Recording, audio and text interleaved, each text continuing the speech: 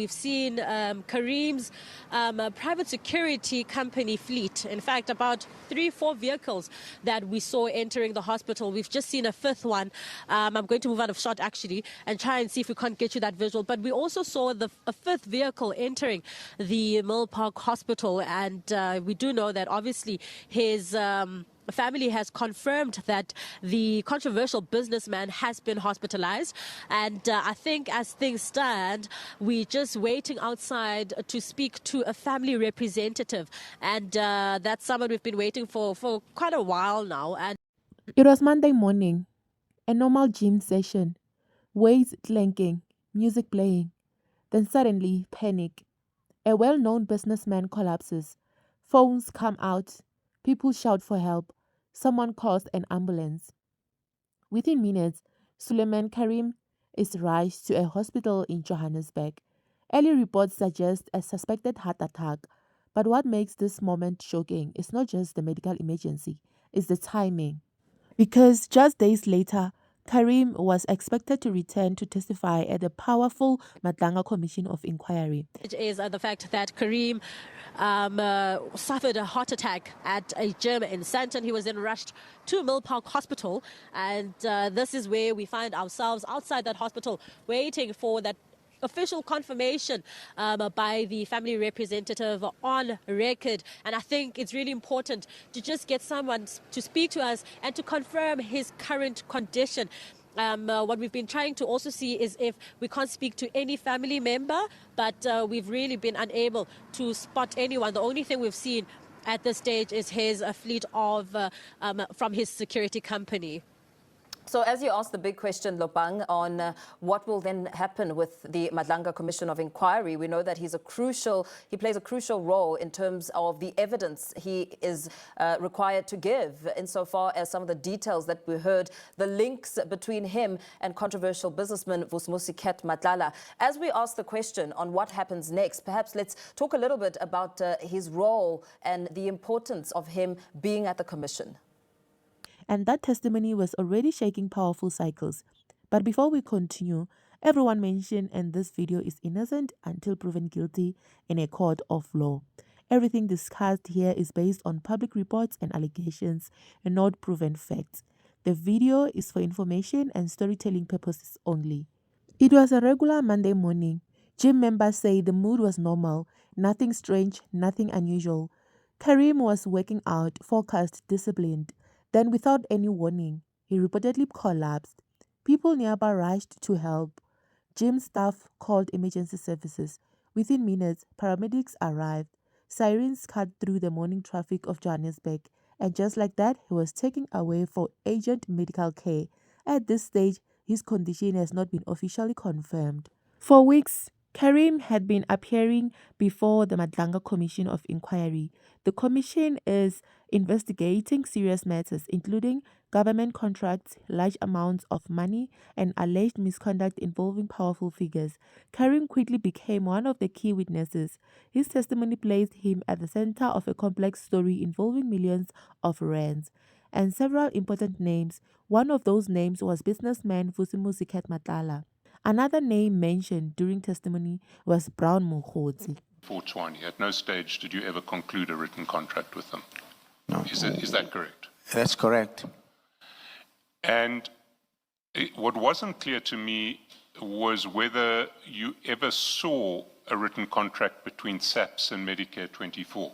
You say at a certain point you hadn't. Was it ever brought shown to you? Yes, it was. I have a copy of the SLA. I was given a copy of the SLA.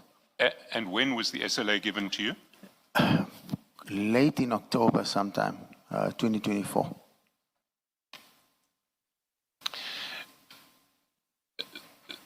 Then, if I understand your evidence again, the contract with Medicare 24 was going to be with Ziggy. Ziggy was the vehicle that... That's correct. And Ziggy's your company. Correct. These connections made his testimony highly watched and highly sensitive. During earlier hearings, Carrim spoke about a major deal, a contract worth 360 million rands. The contract was linked to the South African Police Service, also known as SAPS. it involved medical services. Carrim told the commission that he invested about 10 million rands into a company called Medicare 24 Tshwane District. According to his testimony, Matlala approached him in mid-2024 looking for financial help. The reason was cash flow problem. Carrim said he first met Matlala through business cycles in the private security industry.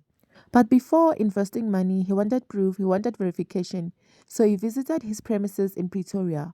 What he saw, he said, looked professional, well developed, convincing, but still he wanted more information. That you had a relationship with the minister, he'd then want to preserve his relationship with you and would therefore pay you when he could. Is that the broad understanding? That's the understanding, yes. Now I'm trying to understand when all of this happened. So if we go back to paragraph 23 on page 5, we see you say in February 25 payments started trickling in. By mid-March, I had received only a net payment of 175 million. And then before further payments could be received, and unexpectedly in March 2025, Vusi sent a message regarding cancellation.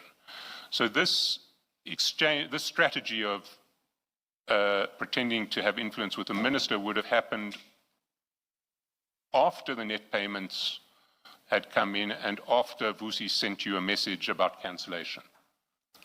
These messages started just after January, around February. Sorry, I just didn't hear that. I apologize. When payments started trickling in 2025, towards the end of Feb, messages, that's when Brown's strategy went into place with the minister. Carrim then contacted someone he trusted, Brown Mukhodzi.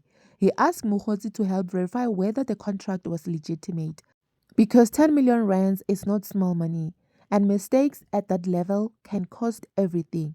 But as testimony continued, pressure around the case began to rise. At one point, Carrim made a request, a serious request.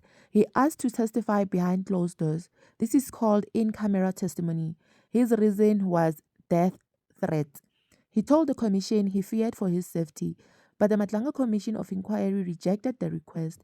Officials said there were already enough security measures and that testimony will continue in public. From that moment, every appearance became more intense.